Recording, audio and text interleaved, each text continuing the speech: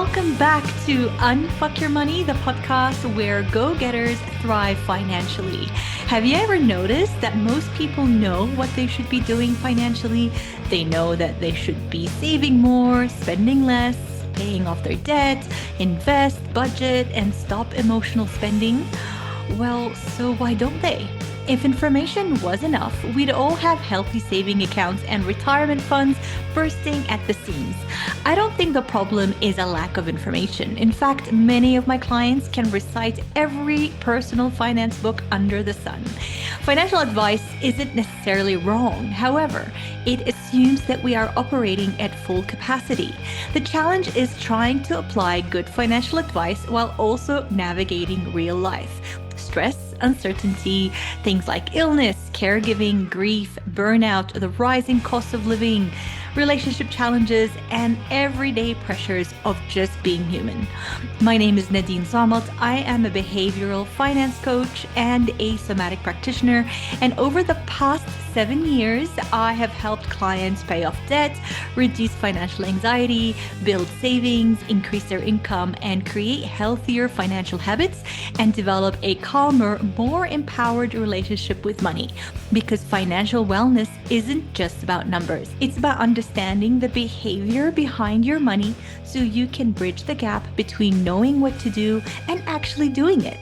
My hope is that every episode leaves you with a little bit more awareness, a little bit more self-compassion, and one practical step you can take towards a healthier relationship with your money and with yourself.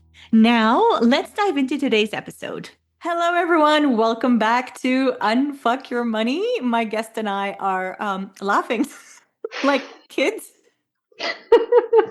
because honestly, we are.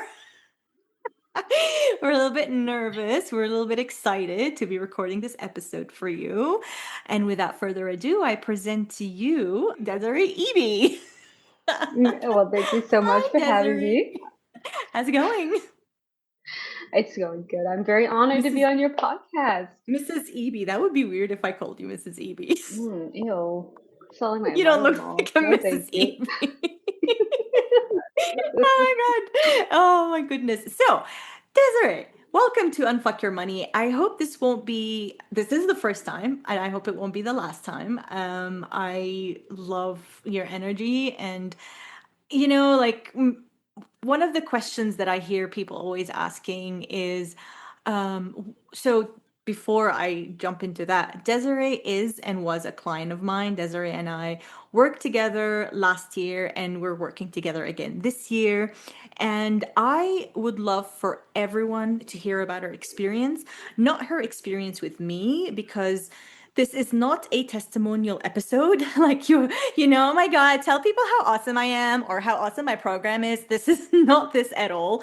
This is more of an educational conversation where Desiree's story is going to help you feel less alone.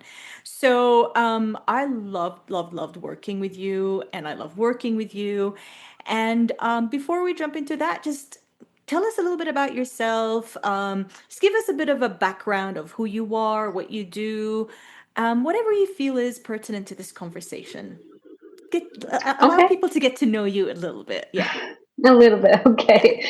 Well, I'm Desiree, and I'm 28, and I have two beautiful babies, and I'm married, and I'm living a really beautiful life right now, but I did not come from that. Mm-hmm. I grew up in a tumultuous situation, and I had money wise, my mom was really controlling and overbearing and obsessive, and then my dad was sporadic and spontaneous, and you only live once, spend all the money, and that plus trauma made me a hot mess with money moving Yeah. into life. Yeah. Honestly, I never thought you were 28. I kind What? of got shocked right now when you said 28. How Not old did you because think you I look was? it, the way that you behave and the way that you carry yourself and the way that, I've gotten to know you, I feel like really well over the past year and a bit. And Definitely, yeah.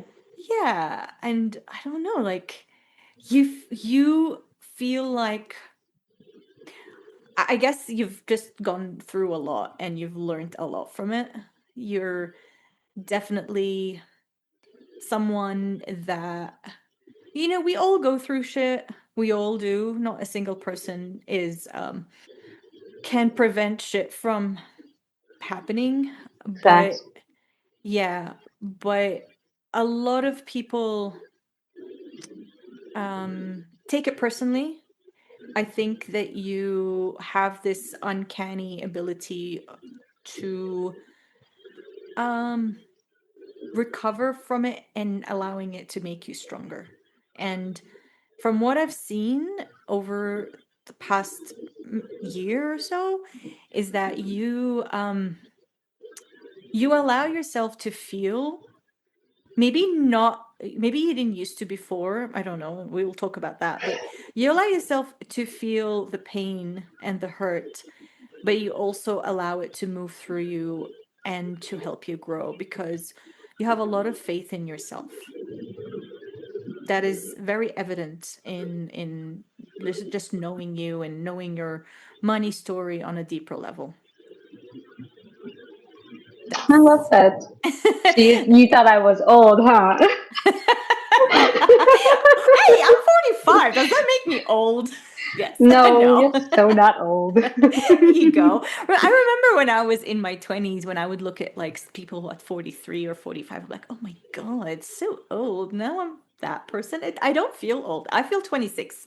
I really do feel 26. So Spontaneous and fun, yes.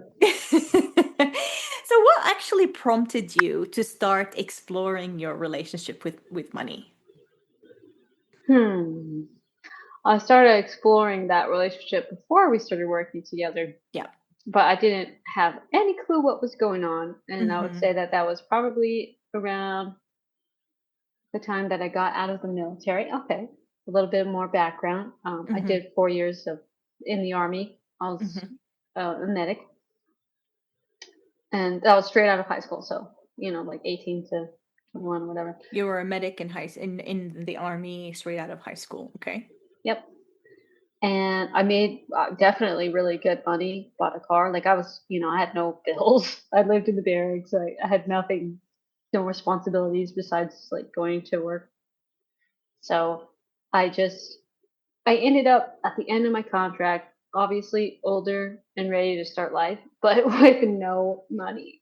And at that point, I was like, "What? Like, what's going on?" Like, Mm. my peers had gotten out with $30,000 and they bought a new car. Like, I was like, "Where? How did I mess it up?" And that's when I Ah, started to wonder what okay. my relationship was like because it was different than people around me. Got it. Okay. But from what I know is that you also bought an apartment. Was that during your military time or after? I actually bought a house in Tennessee, and that Uh-huh. was right as I was getting out, like my last few months. Got it. I Okay. used all those military benefits, and I bought a house, and it's a rental now. Okay. It's a rental now.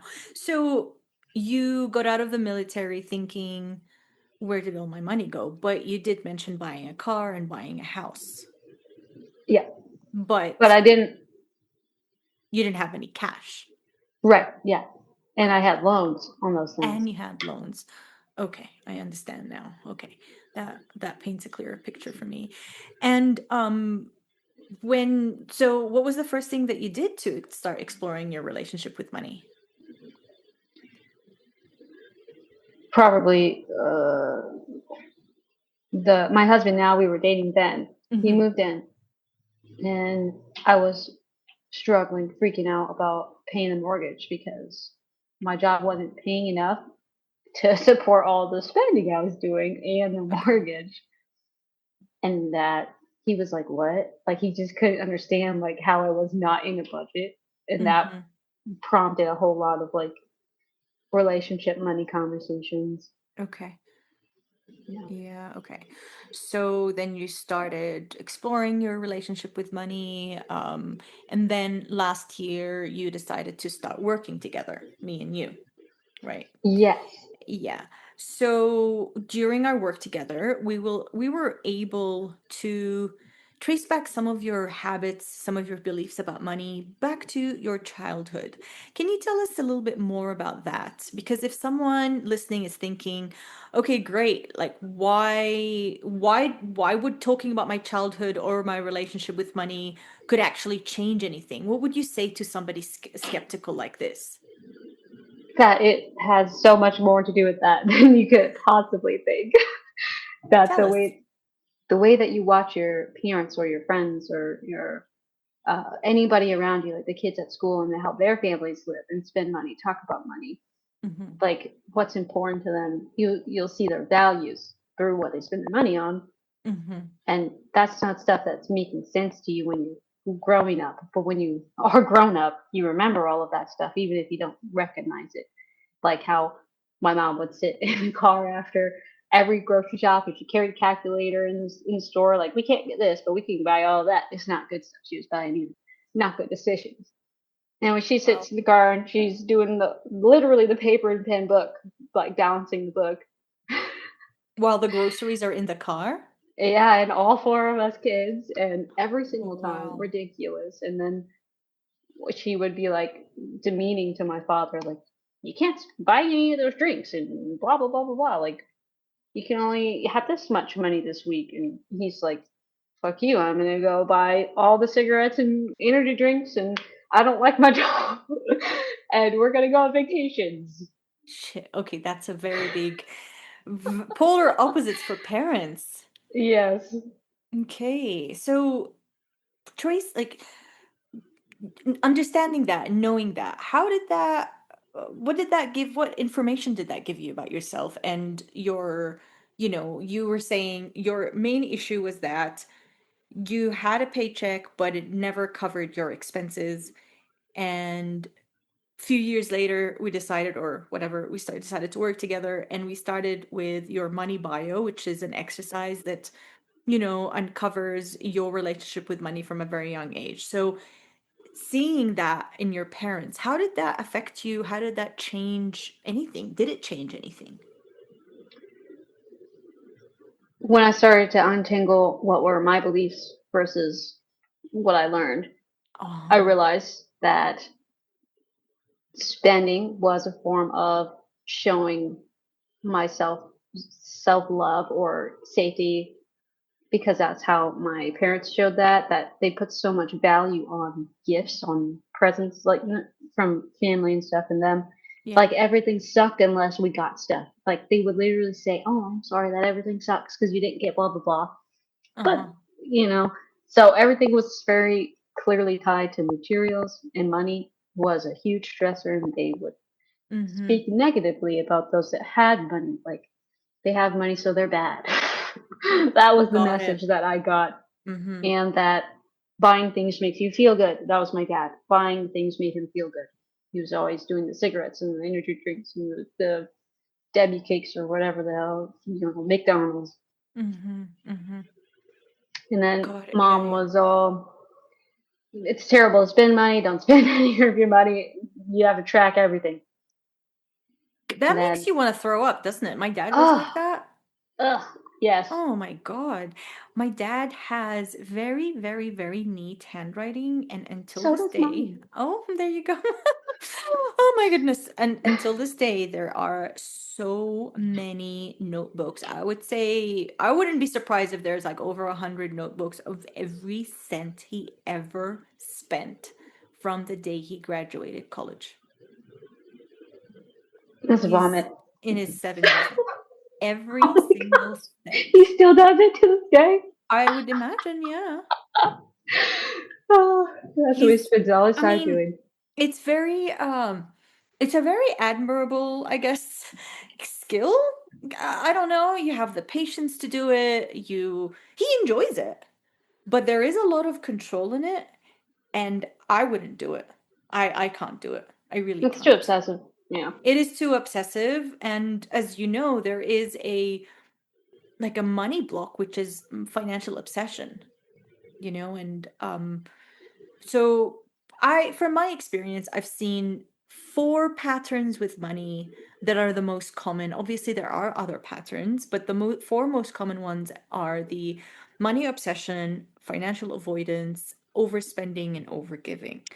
And so, which one of these is the best description of your issues, of your whatever issues with your relationship with money?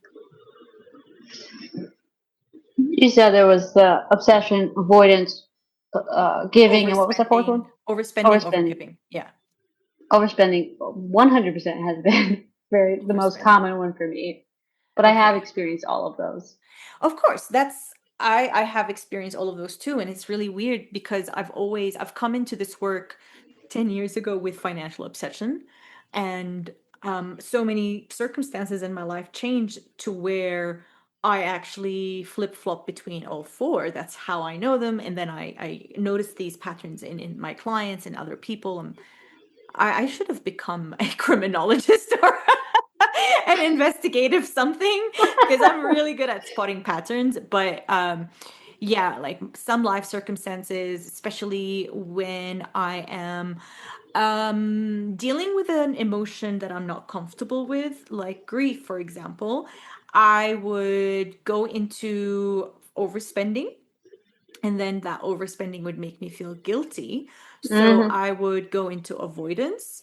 And from avoidance, I would feel even guiltier and go into overgiving. So, not necessarily overgiving of my money, but overgiving of my time, my attention, and my energy, which has a trickle effect on how we spend money and how we deal with money. Because when you are depleted, when your nervous system capacity is low because you're overgiving and you're depleted, you start making decisions with money that are out of convenience, out of self-soothing, out of like needing some kind of affection. And that's probably the easiest way to get it, is just by buying things for yourself. And it's giving yourself, like, buying things becomes a proxy for the care that you are not giving yourself because you're giving it to others. Rest. Yep, rest. Oh, that was the biggest one for me for the longest time. Yeah. That brings me back to your earlier question that I didn't Hmm. actually finish answering, was the ways that watching my parents use money that I ended up bringing into my own financial life was spending for joy with no regard whatsoever of how it affected anything, like no Hmm. tracking at all. Hmm. And then on the flip side, being real guilty about it and then getting scrutinous and obsessive like my mom Hmm. did, which was exhausting. And then I would fall right back into the same loop, going back and forth, Same back and loop. forth. Wow. Okay. So you had said that untangling your own stuff from your parents' stuff was really, really helpful. Yes. And since I mentioned it, how do you feel from your own experience?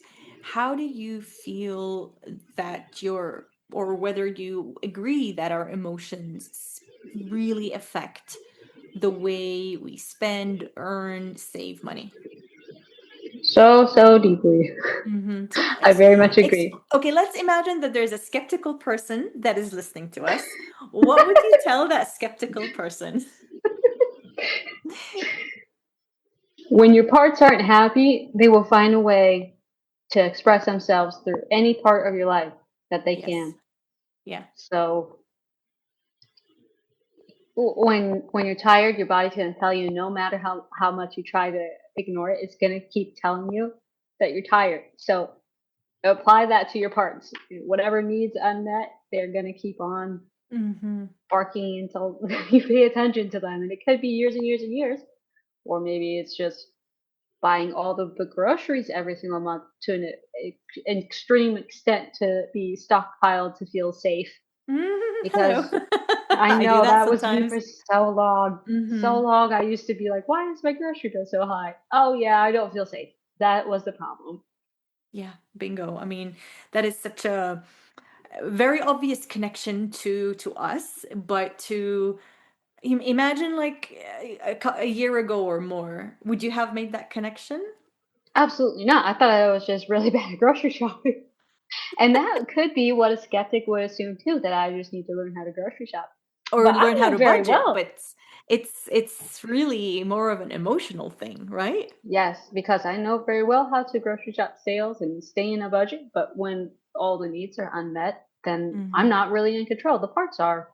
Yeah, the parts are. So you brought up parts, and I love parts work. So parts work is inspired, or it's not inspired. It is from internal family systems that is developed by Dr. Richard Schwartz, and I love this modality so much. Why I love it is because it really explains your tendencies and your behaviors and your habits in a non-pathological, non-shaming way. So when we talk about parts, or when Desiree is referring to parts, how would you explain what parts are from your perspective and your experience with working with parts?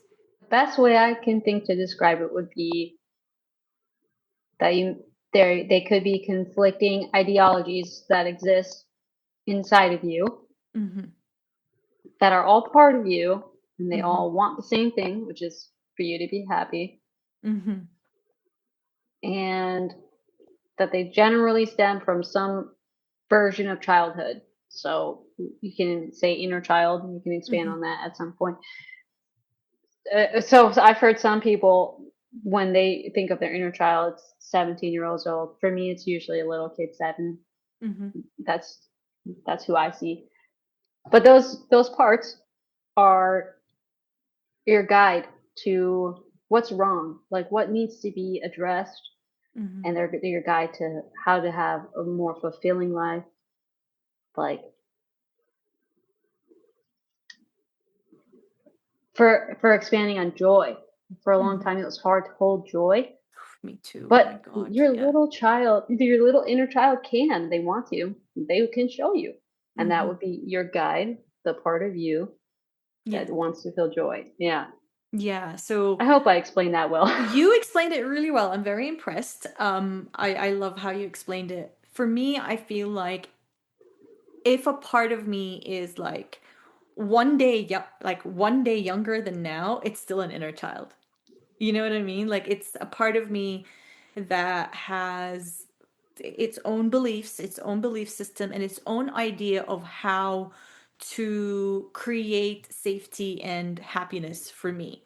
Because Yes, that. some, Yes. yeah, some parts are polarizing. They like, there's a part of me, for example, that loves saving money, and a part of me that loves spending money.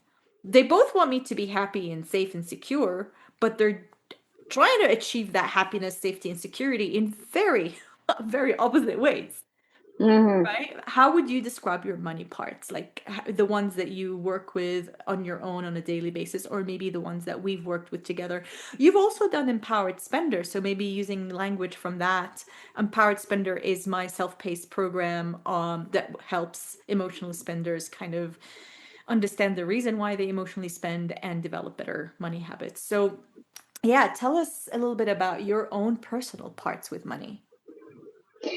I would say that my player is my number one part. Mm-hmm, mm-hmm, mm-hmm. She that would be the one that wants to play, that Yeah, wants to have fun, that wants to experience lots of joy.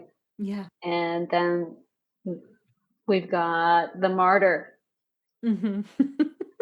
because I grew up as the oldest of 4 in a tumultuous household, and I wanted to obviously keep my siblings safe, and I love them very much, and I took on that try to take care of people role. You Yeah. know, you Mm-hmm. do what you gotta do to survive when you're growing up. Yeah. And then I've got the pleaser has recently been a big player in my parts, Ooh, okay.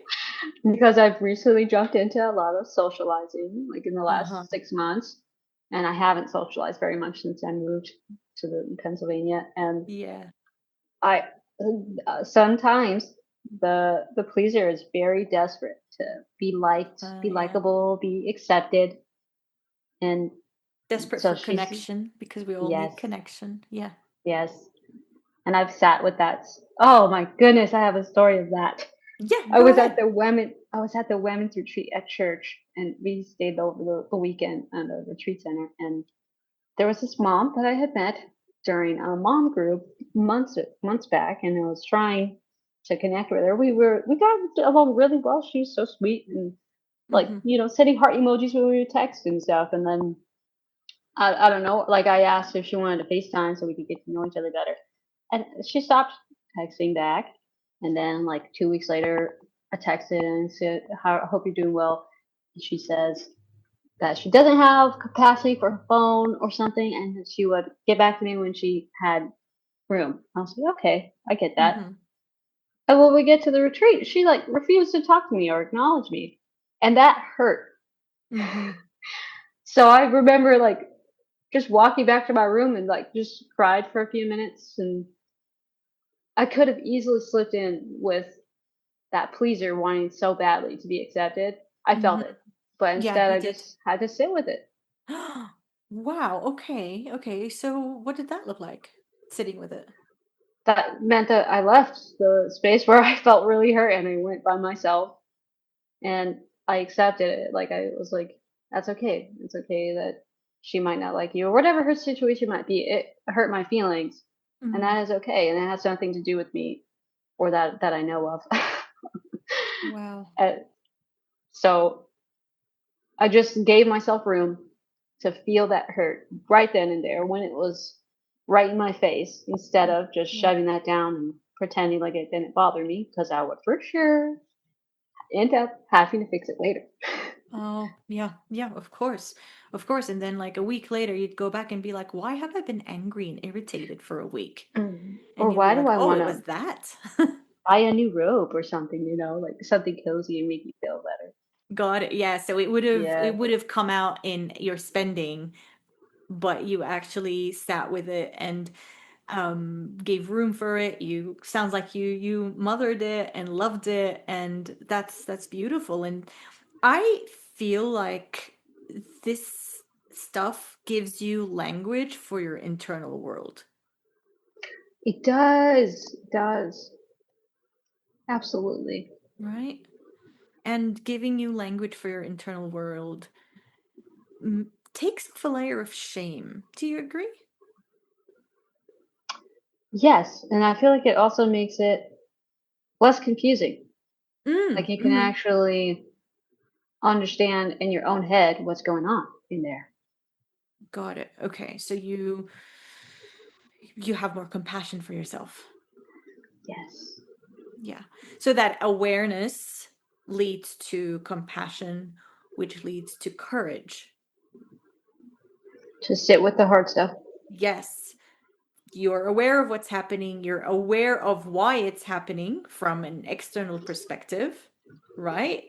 And because you're aware of why it's happening, you're not in the shame, blame, and guilt loop. Therefore, you're more compassionate, and that compassion is actually opening up your courage to sit with it. And that courage is actually what is instigating better habits and better action. Absolutely. Wow. Okay, cool. We're both analyzing live together. Ah, so, when you were doing the money bio intensive, was there a story or a memory that you hadn't connected to your money, your relationship with money before doing the money bio? That's a great question. My brain immediately says yes, but I need a second to think of which story. Take a second.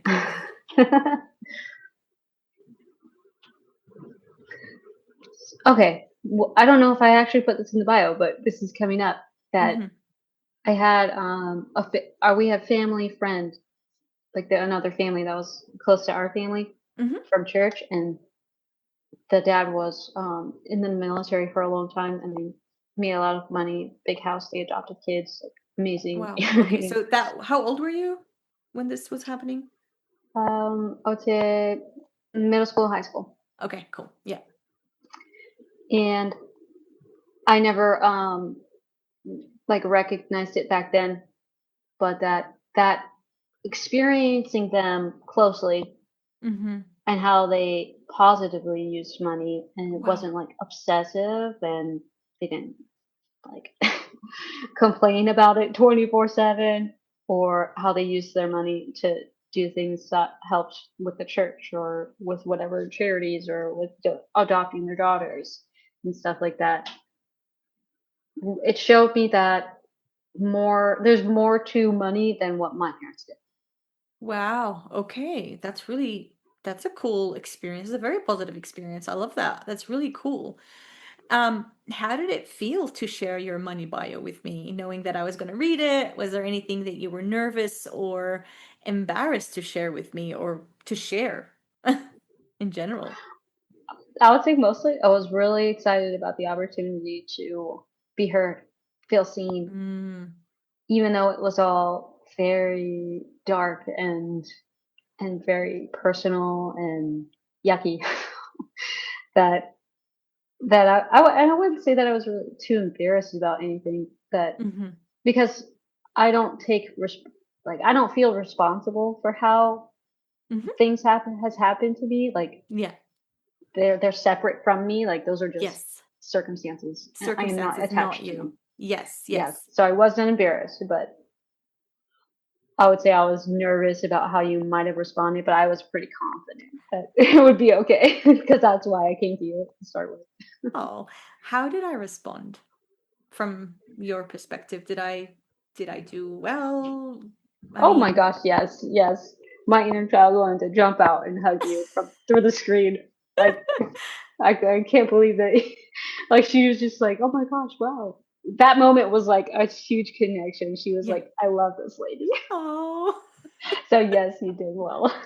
Okay, good. I mean, people give me a lot of vulnerable information and vulnerable details about their past, and I'd like to think that I have the intuition and the training both together. It's not one or the other, and the sensitivity to um, look at it in the compassionate, loving lens that I would like people to look at my history with, Hmm. and having somebody else witness that, I think it's pretty substantial. It's pretty impactful. It was amazing. There's nothing that could replace that. You were the first person that I shared all of that stuff with, like the Wow. full picture. And and I had come to you in a really dark time when Mm, I was working through a lot of dark stuff and that I hadn't been able to share. I did try therapy, but talk therapy really wasn't helping because it was my nervous system, mm, mm, But mm. I didn't know that at the time. Yeah, now you So have language for it. I do.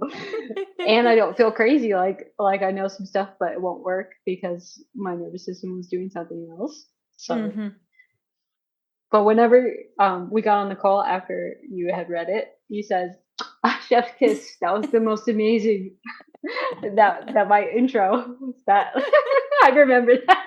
Yes, I remember that too. I've read many money bios, and every money bio is special, but like I said, like I have so much admiration for the way that you carry yourself and you carry your past, and it's amazing. I could tell from your money bio. I mean, it was our second session. I mean, we had several, we have a few sessions on the money archetypes here and there, but then when we actually started the money bio intensive, which was back then called money magic, Mhm. um that was like an introduction to you, and from reading that I was like, oh my goodness, chapeau, like hats off to this little lady here. And coming to think of it, I mean, you filled it up until 28, so I should have guessed that you were 28. I don't I'm in a different place like sometimes when I'm in this stuff. You mentioned talk therapy, but I think throughout our time together, we talked a lot about the nervous system, about parts work, and we did some somatic work. How is that? How are these three modalities, or maybe even more modalities that I've used with you? How is that different to talk therapy? And how did that change your money habits or your relationship to money, your relationship to yourself, and your relationship to others? If it I has, have so much to say about this. First, tell let me us. answer the versus the therapy and the somatic Mhm. work with the Yes, I parts. have a bad habit of like just bunching questions together because my brain works like that. Anyway, you chunk them out. It's fine. Yeah. So for those, talk therapy is a lot of validating and like describing and trying to work through things out loud, and Mm-hmm. that is good, but it doesn't consider how your body is reacting versus what you're thinking. So when Mm-hmm. we do the somatic work, you don't really need the words. You need the No. feelings. You need Yeah. to know where it is in your body, what it is that you might be feeling. You don't even have to have a word for it Yeah. for how you Right. feel. And then work with someone that can help you understand to how to express those needs and feelings and address them when they come instead of bottling them up and then they explode. Mm-hmm. Mm-hmm. So that Yeah. would be the big difference between therapy and somatic work. And then, oh, the somatic work. Just Right. nothing has been better for my life. I love it. I love it. I mean, oh, it's really, it has changed my life too. But go It's ahead. I sound wildly dramatic, but you literally our first couple of sessions together dramatically changed my life in much better, positive ways. Wow. I was so deeply stuck in the trauma in my body that I was not actually in my life ever. I was always trying to feel better because I felt so bad. I Mm, could not sit and be with my kids or myself. Oh my God, I could never sit by myself. I was always, always, always mm, go, go, go on the phone, going to the store. Oh, I was doing a lot of that one. oh Anytime I yeah. was by myself, I went to the store, just Mm, mindlessly shopping. And then I couldn't just be with my partner without constantly obsessing in my head about the things that I would buy or eat or always be eating. But working with you, getting the somatic work started, released a lot of that, or at least opened the door. And I was mhm. able to actually like sit and be in my own life and see and feel. Oof. How valuable is that? Being participating in your own life. Yes. That is such a big difference from not. As you know, I got really sick last year, and for a while I couldn't participate in my life because I didn't want to feel, I didn't want to be in my body. I My didn't either. my body was a source of danger for me. So I went from I am a healthy person in within like 48 hours I became paralyzed for no reason. No one gave me a reason. And therefore my body became the source of unpredictability, uncertainty and pain and danger and fear and weakness, and it just changed. And even as I recovered, I did not want to be in my body. I was always like, let's do this PT exercise. Let's go for a run. Mm-hmm. Let's do this. Let's do this. But Distract, it was distract, distract, distract. distract, distract. Exactly. Oh my God, this is a new recipe. Let's do that. Let's do this. And it was until I reconnected with my SE, with my somatic experiencing person, that, I mean, I knew I was, the thing is, at the time, I knew I was doing it. I knew I was doing it.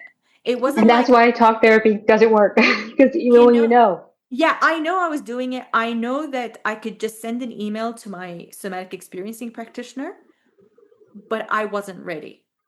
I needed to be out of my body until I organically felt ready to come back into my body.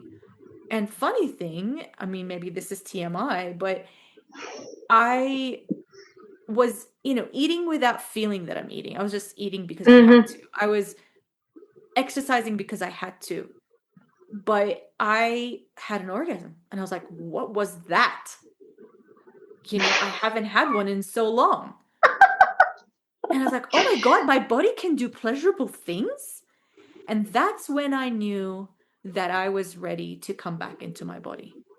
That was a big part of me too, as well, was that I was so deeply detached because my body was also the source of my pain Mm-hmm. that I did not really experience pleasure either. Mm-hmm. And even in my long-term relationship turned to marriage, Yeah. it was a dramatic difference after we had our first few sessions for my Really? sex life. Wow. Oh, I feel really touched. That's amazing. Oh, that's so good. Seriously, like I could not focus and just enjoy and be in my body, Yeah. You kind of need to be especially present to sex related. orgasm. Yeah. Right. Yes. I mean, you Yes. really need Yes, to you be do. present, right? But to this day, I could just thank you for all my orgasms. Thank you.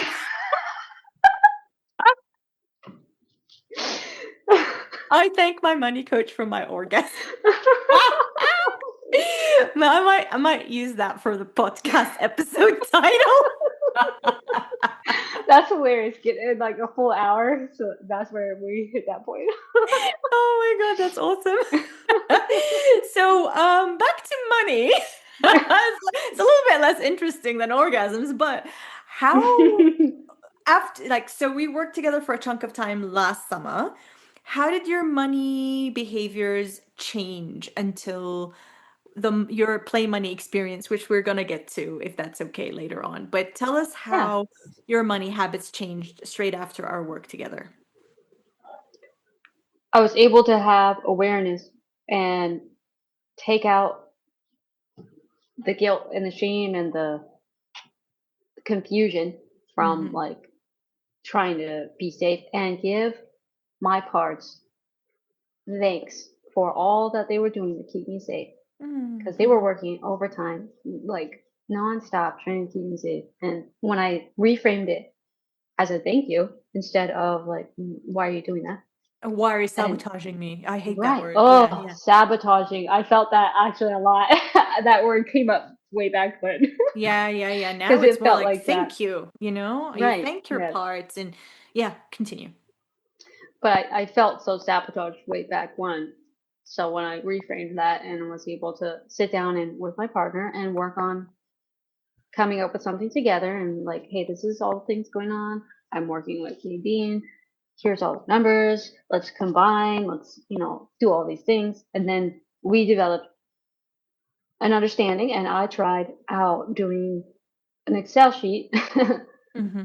for myself for quite a long time for all of our money. And then I collaborated with my partner. I don't know why I didn't do that to start with, but and we made a better sheet together. We Uh-huh. used that together. The reason why probably I would guess you didn't do that earlier with your partner is because you never felt comfortable or confident enough to bring up money with your partner in this way, in a collaborative way. It always felt either defensive or, Ooh, that one definitely. yeah, I mean, I don't want to put words in your mouth, but this is something that is very common in my clients. Like, oh, now I'm able to talk to my partner in a productive, growth conducive way about money, whereas before I was too scared to. I didn't have the language, I didn't have the confidence. I always felt like I was doing something wrong. All of that, yes, definitely. Yeah, very common. You're not alone. Then you tell us about your play money experience. That was Oh, okay, okay. something fun. So I was doing really well. Hmm. I was working. I did the empowered spender after I worked with the money magic, Hmm. because I just wanted to touch base and like get it all in a different format because Hmm. I just am a different learner. Hmm. I Yeah, like yeah, it. that's fine. I do the same. So Money Magic is my money bio intensive, and then Empowered Spender is the self-paced program, as I said, for emotional spending. So you did both of them, and you were doing Yes, fine. yes, and things were good. And then I did my taxes. Uh, Hmm. oh, let me back up. Okay. I I got that feeling that it was time to sell my rental Okay. because I get calls about it all the time, and I had never been interested. I was like, no, this is making me money. I like it. I want to keep it. Blah blah blah. And then we're like 6, 7, 8 years, whatever, down the road now, and it has a lot of equity. And it finally felt right this time when I got contacted. I wasn't interested in them, but I was like, you know what? I am going to open this back up and talk about selling it because this feels right now. Hmm. And when I did, I was like, oh shit, that's like $100,000 that I could get. What if I sell this rental? What the fuck would I do with that? And I am not used to receiving a lot of money. Like I just Hmm. get, our standard amount of like monthly Hmm. stuff, like nothing in lump sums like that. And I Mm. am definitely not used to that growing up. We feel like it's our dream and we want it, but when it actually happened, it doesn't feel like we thought it would feel, right? That's right. It's actually fucking terrifying. Hmm. And so, in response to that, I decided to sit and meditate and ask God or the universe for money to play with, money to practice, is what I said. God, Hmm. give me money to practice because I don't want to mess up when I get that money. So I said, give me the money to practice. And then the next day in the mail, I got a check from Tennessee for money that I had, like just state money that I was owed from various random things that needed to Oh, be repaid. next day, yeah. Yes. And then when I did my taxes shortly after that, it was 15 or $16,000 in total, like state and federal refund. Like, Yeah. who gets that? That's insane. Like, Hmm. I did. That's for sure. That was for sure God speaking and bringing Hmm. the money that I was asking for to play with Hmm. or Hmm. practice, Hmm. like rather. Hmm. To practice, And yeah. in anticipation of that money, I got so freaked out that I was just off the rails, like I completely stopped tracking. Was not taking a moment to pause before any purchases. Didn't start talking to my partner about purchases. I was just buy, buy, buy, buy, buy, buy, buy, buy, buy until $11,000 in debt. Okay, $11,000 in debt, and you just went off the rails buying stuff. You started not looking at not tracking anymore, and you stopped talking to your partner about your money. Pause here. Knowing what you know about the nervous system, knowing what you know about parts, knowing what you know about the body, what happened here for you? Let's just zoom in. I want you to look at your situation now, in retrospect. It was definitely fear of receiving money that my body didn't know how to hold it, didn't Yeah. know how to accept it. That it, it was on top of that, the player was itching to Mm-hmm. spend that money. And before it was even deposited, was like, I'm afraid that I'm not going to get any of it, so I'm going to spend it all right now. Mm-hmm. Mm-hmm. Mm-hmm. Okay, got it. Oh, an important keynote that I forgot to mention was that when I was freaked out about the numbers, I did the taxes and went to my partner and was like, this is the numbers. What do you think we should do with it? By default. And he said, pay off our whatever loan and then save whatever's left. And Oh, that I was most see. of the money. I see. I see. So your player was like, hell no, I want some of it. I'm going to spend it before he takes it and does something fucking boring with it. Oh, the boring part. Yes. Yeah. Yeah. Yes. So the player is the part of you that's like, I want joy. I want to make sure that I get a part of this. So I'm Yes. going to hoard it. Mm-hmm. And since I did not address my parts and find out what was needed before I talked to my partner and he decided to do this conservative, boring ass route, then a, a good plan, blah, blah, blah. Mm-hmm, mm-hmm, yep. And so my player part said, absolutely not, fuck you. I'm going to spend all of the money before you even get it. So, Wow.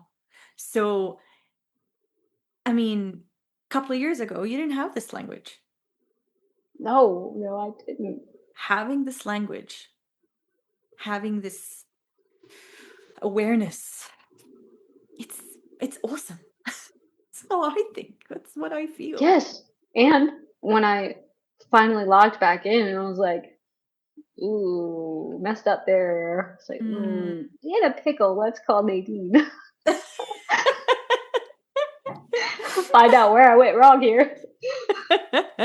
So what did this experiment teach you about yourself? What did this experiment teach you about money? that I am not um, used to holding money, and that is where I should practice is that just having, just being, just accepting, Mhm. and never ever ever forget to prioritize that player or whoever your main is. But mine Your is the player. main part, Yes, the part that needs the most attention, the part that and needs mine. most love. You know that Rumi quote. I mean, I don't know if I'm gonna say it properly, but the wound is the scar is where the light comes in or something like this. Okay. Yeah, whatever. It's a really good quote. It's a really, really, really good quote. I think it's a very profound quote.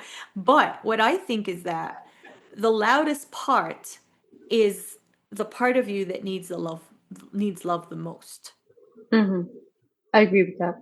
Yeah. So personally, your player is the part of you that needs love the most right now, because it changes. Like for me before, when I first moved to Australia, I wanted friends, and like you were describing before, and the pleaser was the part of me. I was lonely, and the pleaser was the part of me that needed the most love.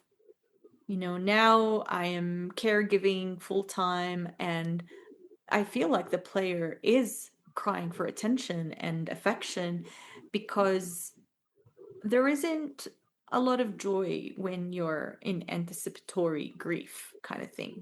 So I feel like our money habits change as our life circumstances change. Do Hmm. you feel like your relationship with money changed when you became a full-time caregiver of two small kids? Absolutely. Yes. Taking into account somebody else's life that will last longer than yours, hopefully, will definitely change the way that I was spending money, or the way that I wanted to spend money. Let me say that, because Mm-hmm. we met after I had kids. Well, Mm-hmm. after I had my first kid. Mm-hmm. So You I and I met. wanted Yeah, to, yeah. yes. Mm-hmm. Mm-hmm. Yeah, I wanted to change the way that I was spending, and I was trying to. But again, when your nervous system's not on board with you, you are not going to get anywhere. Got it. So, in other words, having kids made you want to leave a legacy, but Yes. your nervous system was like, no. Yeah, we're not safe No, yet. we're not safe yet. I see. Okay. All right. Huh. Okay. And one of the things that you and I worked together and you called, like, this was the bucket system. How would you describe it? And how did you feel about it back then? How do you feel about it now? I fucking love the bucket system. You fucking love the bucket system. Hell yeah. Yeah. Yeah, I'm sure that it's not everybody's cup of tea, but man, it is mine, because having all of the very specific, organized, like you can put whatever title you want, like, and how it appeases each part that needs things every month, and they have their little bucket. Like, it's like as if you had 4 or 5 different kids and they all want their own bucket at the beach. Like, they're all gonna be happy. Like, Oh, beautifully said. Yes, yes, yes, yes, yes. Uh-huh. they all need their bucket so they can spend their day doing what they like, So however they every like to part of spend you that gets a bucket. bucket. Yes, and it made finances a lot simpler. Working with you directly to help me set up my buckets was helpful, because I did try before by Oh, myself. yeah. Yes, but for me, it wasn't as intuitive as you might think. No, you know what? The thing is that the bucket system isn't a new concept, but I have been using it for over 20 years. So I have my way with it. And people come into it when they work with me on their buckets thinking it's one thing, but I actually show them that it's actually more of a mental health and nervous system care practice than it is, because it is going to increase your net worth down the line. However, for me, for many clients, I've always heard that it's been very good for their nervous system health, their capacity, and their mental health, and their marriage sometimes even. Yes, and I also feel like it really good for the marriage, actually, because whenever I'm buying something, I'm like, here's my fun money purchase. This is a bucket purchase, or a charity, because I have a charity bucket, like, Mhm. for the pleaser, For for the those of pleaser. you that don't, yeah. Beautiful. Yeah. And so that makes that so simple. He's not like, where's that money coming from? Blah, blah, blah. Like, it's the bucket Uh-huh. that, Hmm. and it takes off a lot of time, because and energy, because it's already set up. So whenever I'm going through the month and there's like a thing that I want to do, like, Like, for example, I'm planning on taking some bagels and coffee to the police station with my kids and some moms from church so that we can go meet Wow. the officers and stuff. That would Yeah. be in that charity bucket. So when there's room for that in the charity bucket next month, then that's what we'll do. Like it's an easy plan. Like it makes it Yeah. easy. It makes it easy, but you also sound very confident. You sound Yes, very financially confident. And I kind of am. you Yeah. are. So, did this confidence come before you started changing your habits, or did the confidence grow because of the small changes that you made? Definitely a long time of small changes. Because, That's where the confidence came yeah. from. hmm I did not used to be confident. That's why that's what you mentioned earlier about not talking to your spouse about money when Hmm. you're not confident. But we talk about money frequently because I am confident, even though I am not perfect. Yes, I'm gonna hug you. I mean, you're really far away. But yes. Yes. Oh my God, that's amazing. I love it. I love it. I love it. I love it. I love it. Yes. Right? When you feel that, like, when you feel less ashamed or hmm no shame, when you have that awareness, right? You understand what is happening in your internal world. That shame goes away.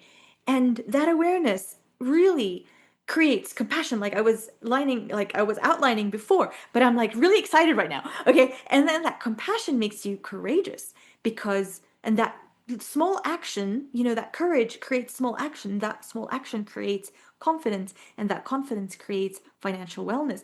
And that financial wellness just trickles out into so many things in your life. Like, hmm am I talking from my ass here, or am I just Oh excited? no, Or for sure. No, I mean, you're excited and I love it. I love it this because is yes, you're why I so do right. this. This is so exciting for me to hear in real time because, like I don't know. I love this shit. This is my life's work. How did all this trickle into your friendships, your parenting, your health, your boundaries, your relationship with yourself? Can you like tell us how this trickled over? And if I'm sure it did. It Tell did. It did. me. Yeah. So for one, my siblings noticed when my money habits started changing, and they were Hmm. like, what are you doing? How do I do that? And all that kind of stuff. And I was able to give them resources and lots of Nice. other like just general financial education books and stuff like So good. that, and Yeah. shared the podcasts, obviously. And then for my friends, I love talking about money with people, no matter how well I know them, because I think it should be talked about more, I and agree. it's more helpful for everyone if we Hmm. talk about it. Hmm. So I'm very open about it, and and people tend to like it. They tend to want to engage with it. They're like, okay, let's talk about that if you find that normal or whatever, Hmm. Hmm. which is nice. And then I get to know people better, and it even helps like other people help each other. Like this new friend I have, we bounced off different money podcasts together. Like she shared her marriage one, I shared yours, and Hmm. I'm like, I would love to talk about money and how that looks like in your marriage. And she said, yeah, I'd love to do Wow. that. And I'm like, I love that you want to do that. That's amazing. Yes. That is so beautiful. What about like your relationship to boundaries? Did you ever have issues with boundaries like I have? Yes, yes, yes. So in the military, my siblings bummed money off of me so often, and my parents would have me help them pay Uh-huh. their rent, like hefty ass rent in Florida. Mm. And so at some point, I definitely had to set boundaries with that. And if my siblings were listening, I love you. I hope you're doing great. I'm not mad at you or anything. And yes, I ended up setting boundaries by not giving more than I had to give or enabling. At some point, like I'm not a caretaker for anybody but my own kids, and Mm. everybody's got to figure it out on their own, and that is that. I'm not their mom. Yeah. Caretaking isn't shameful. It there's a lot of stuff in the pop culture, Instagram, I don't know, therapy these days that talk about how like boundaries, blah blah blah. But sometimes when you're a caregiver, when you have people that you're responsible for, it is hard to have boundaries. It doesn't mean that you're a weak person or that you're bad at boundaries or that you're a people pleaser. But I love that you made a distinction between knowing that your parents and your siblings are not your responsibility, but you can help them out of love, but not out of obligation, is very different to the way that you give care to your kids or your spouse. Hmm. A very important distinction, because I don't want to poo-poo everyone that is a caregiver. Sometimes we want to give people our 100% and put ourselves second place, and temporarily that's okay. Or like oscillate, go back and forth between who we're caring for. But it's a very important thing to know when what part is this giving and caring coming from? Is it from a pleaser part, or is it from a part of you that is deeply loving and deeply caring? Because that changes a lot, doesn't it? Yes, absolutely. Where you're coming from when you're Mm-hmm. giving definitely changes it. And this is not to say that I would never give money to my family or friends. Mm-hmm. I absolutely would, but it would have to be within my boundaries, of which would be dependent on the situation on their side and my side, and what my buckets are looking like, because that's important to me. Mm-hmm. Mm-hmm. So, going back to the very beginning of this episode, we can now maybe say that you kind of know where the cash went from working in the military. I definitely know. You're so right. Yeah. A lot of that went to charity, we'll call it. You want to call it charity, but it went to your family, but you want to call it charity. Okay, that's a very, very good reframe.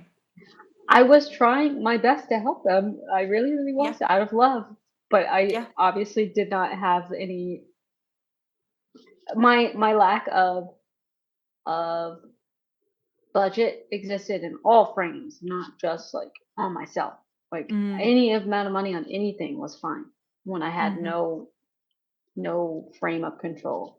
Does that Got make it. sense? Yeah, yeah, that makes sense. Yeah, but it's good to kind of solve mysteries from the past. That's where all the money went. Yes, and on a lot of booze and fast food. So much. We're young, right? I mean, we've all made. Isn't what they say our 20s are for? Since you're in your 40s, like me now, maturity wise. No, I'm kidding. I'm kidding. Let me I get don't some want to offend loafers. anyone, like, but it's, sometimes you just meet old souls. That's the best way possible. Okay, so I'm gonna ask an awkward question. What was your favorite part of working together? I would say the underlying like connection that we've built, Hmm. and Yeah. how easy and fun it is, and just goofing together while we're uncovering all the things and improving my life. I hope improving yours. Of course. I mean, yes, every person I work with has a special place in my heart and helped me grow. Do you know, when you say goofing around, it made me think of something. There is a concept in somatic experiencing called pendulation. I think we talked about it. We did, So, definitely. pendulation really is pendulation's goal. Thank you, Peter Levine. Pendulation's goal is to increase your capacity. It's one of many, many tools that you learn from somatic experiencing to help people increase their capacity for unpleasant things. In other words, like painful experiences or traumas or whatever, we don't deny they exist. We increase our capacity to help us digest them and help us not get triggered when they're there. This is one very simple way of explaining capacity in that context. There are many ways of explaining capacity, but when you mentioned goofing around, I I always goof around, but it doesn't mean that we're not doing serious work. And when you said it now, it made me think that I think I have been naturally pendulating from the painful stuff to I'm not making fun or taking the painful stuff lightly, but we do have fun as well. And it's an obvious way that my nervous system is guiding your nervous system into pendulating in and out, which increase your capacity. That is the ability of an experienced practitioner of helping someone increase their capacity around their pain so that the pain is no longer as painful or as triggering or as debilitating. And it could look like goofing around, and it could look like orienting. It could look like a lot of things, but obviously different clients bring out different aspects of me. But with you, because we connected on an inner child level, I think that's why the goofing around came out. So, it wasn't unprofessional. It was actually very, like, it was what was needed at the time, I feel. I definitely agree. My inner child needed that. Yeah. And she had a lot of fun. Yeah. I feel like playing with your inner child, we'll say. That felt so silly to say out loud, but yeah. So to kind of wrap up, if you could go back and speak to yourself on the day before you decided to work with me, what would you say to yourself?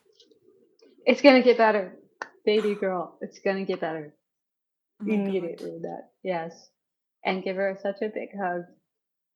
And that you've worked so hard. You've been doing your best. There's an easier way. There's an easier way. I mean, earlier this year, I was in a very tough situation dealing with the ramifications of when I got sick, and if I were to go back and hug myself and just say it's gonna get better, because it didn't feel like it was gonna get better, but it did get No, better. it never does. Right? So in your darkest hour, you feel like things are never gonna get better, but they do. Mm-hmm. Anything that you'd like to, leave our listeners with? If you think you're bad with money, maybe there's more to it than money. Definitely. That's very wise. Yeah. There's something else probably. Yeah. Emotions, parts that need attention. That's why I do introductory sessions now. I never used to do them before. I do 50-minute introductory sessions that I would love people to jump on. I usually open a couple every month, and I would invite people to jump on the next month's introductory sessions just to kind of experience what somatic experiencing is and understand what is happening underneath the hood when it comes to their finances.